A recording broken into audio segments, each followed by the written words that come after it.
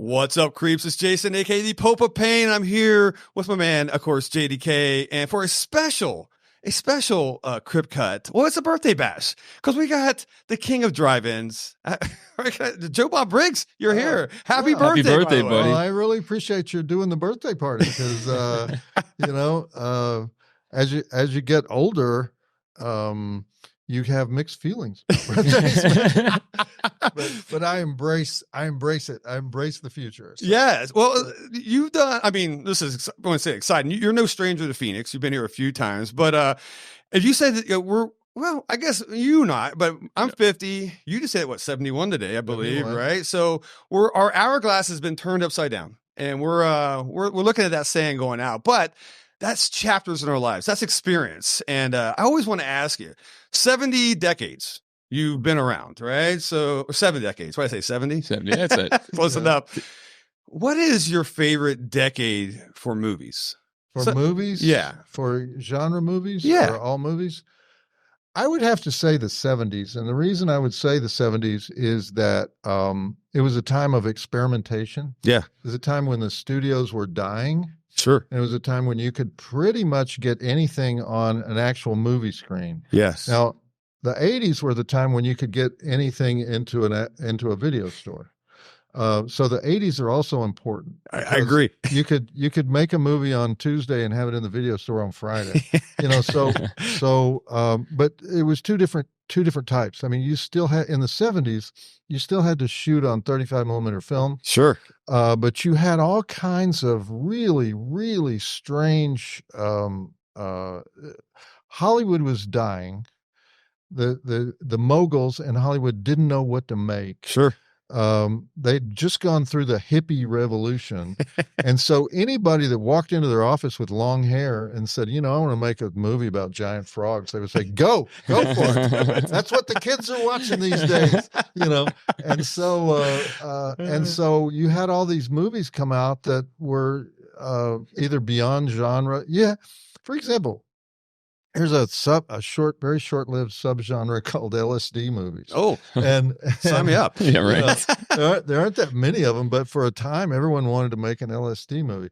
Okay, that doesn't exist in any other. That type of experimentation doesn't exist in any other decade. So I would have to say this. Okay, and we keep discovering new ones. We do. Movies that were made but never got released and. I'd have to agree because, I'm a 70s. I love 70s. I mean, I was a little kid in the 70s. 80s was when I was a strapping young lad and everything. I was just being born. Yeah, Justin, I don't even know what. But we actually have a debate all the time. You want to kick this real quick? Yeah. This is something that. I mean, if you ask my audience, they would say 80s. 80s? They love the 80s. They don't care how many times we go back to the 80s. Sure. They don't care how obscure the title is. Yes. In fact, all I have to say is, it's almost a cliche. Okay, we're going to show an 80s, a not that well-known 80s slasher. Yeah! Yeah, Joe! 80s slasher, yeah! They're freaking out? I think that's me. That's probably, Jason's at home. He's that guy. Sorry. You're an 80s kid, right? Yeah, sure. But so we like to fight a lot, me and Jason, okay? I'm pretty much flying the flag for 70s, early 80s zombie horror. I like the Italian Fulci style zombies, right? Jason's a big American zombie fan. He loves the Days of the Dead, the Dawn of the Dead.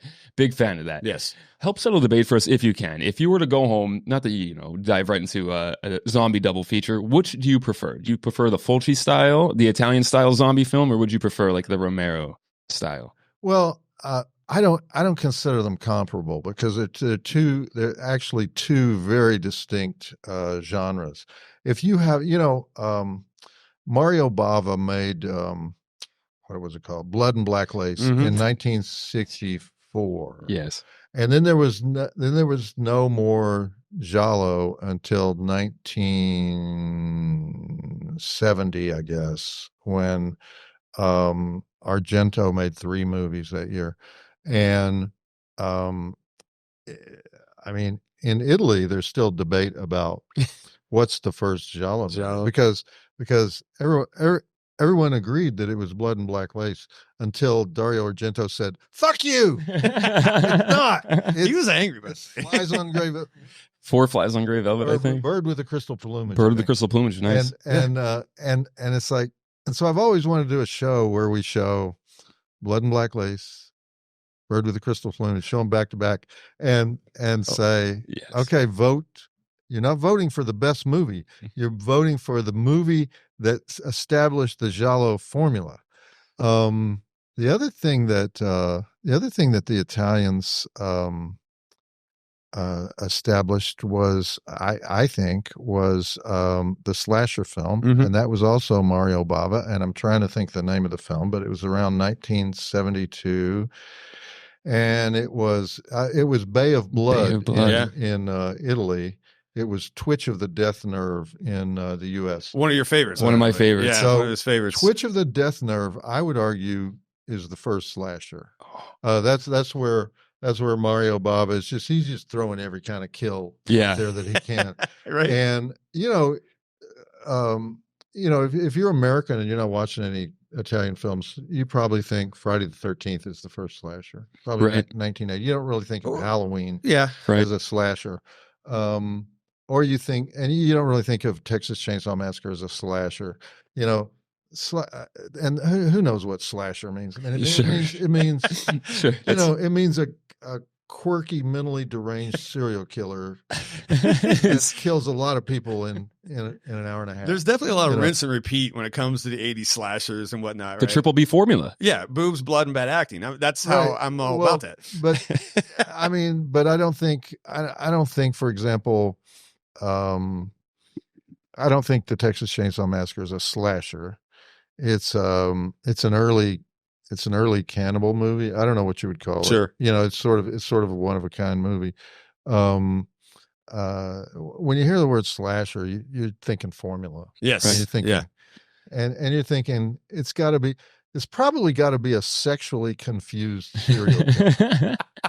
Yes. It's like, how many of them? I would say half of the serial killers in slashers want to be a woman. I think you're right. When you say, yeah, no, that's a good point on that. Yeah. Including Silence of the Lambs. I mean, it's like, there's this. You've almost got to put that in there, and I think it's because the audience for those films was adolescents who are not totally, say 14 to 18-year-old boys who are not totally secure in their sexuality, even if whether they're heterosexual, whether they're gay, whether they're not sure what they are, they're not totally secure. And so this guy who is taking out all his frustrations on society, partly because he didn't know what he is either. Good point. Right. There's a lot of confusion back then. It kind of works. It kind of works, and all this stuff is sublimated because you couldn't be out of the closet. Sure. In the 70s. Yeah, it was rough. So it was. And you couldn't really be frank about even if you were like a 100% heterosexual, you couldn't be frank about your desires. Yes. And so yes, everything in these movies kind of tends towards, sexual confusion and unfocused rage. and what is that? That's a teenager. That's a teenager. Right. That's 100%. In those days, I missed the teenager days. That was a fun time because you could just be reckless and who gives a shit, right? You know, so. But anyway, all right. Look, I'm really glad we got some Blood and Black Lace talk. I've been trying to talk to Jason about color palettes in the movie. He's killed me on this for a long time, but here we go, buddy. You watch you some Blood and Black Lace. All right, I'll come around. I mean, Mario Bava was basically a art director and effects guy. Sure, he didn't even want to be a director. he wanted to be like his dad, who was an effects guy. The most impressive thing about Mario Bava is they would come to a place in the movie where they would say, this is going to be a tough shot. I don't know if we can get this scene today. And he would say, you know what? Let's break for lunch, and I'm going to go home and just draw and just draw something, and we're going to shoot through a lens that uses my drawing. And he would come back, and he would come back 2 hours later, and he would draw on this mat. Yeah, right. And they would just shoot the mat. That's amazing. Okay, let's move on. Right. I love it. Well, look, it's your birthday. We better. There's a angry crowd outside there waiting for you and everything. They're screaming, "Joe Bob, let's go," and all that stuff. We'll cut out here. But guys, I also want to say this won't be the last time you see Joe Bob in Arizona this year. Because we're coming back here in August for the Gathering of the Ghouls. You're our guest of honor, and we have some fun stuff. Now, I got to warn you about the Gathering of the Ghouls. This is not your average convention.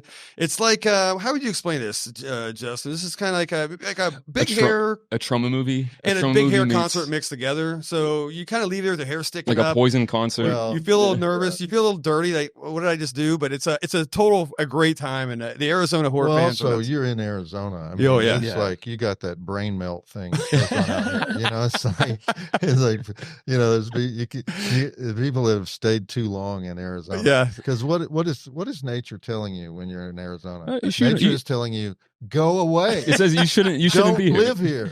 You know, and yet you stay. Yes. And you let the brain melt thing Yes, happen. yeah. We definitely weed out the week here in the summer, but but that's all right. That's People will show up in August in full costume. Oh, it's they, nuts. they don't care. Yeah, This is brain damage has happened for sure. But you know what? We enjoy it and we love you. So real quick toast, everybody. Thank you so much, and then happy birthday, Joe Bob. All right, Happy birthday, thank you. buddy. Thanks.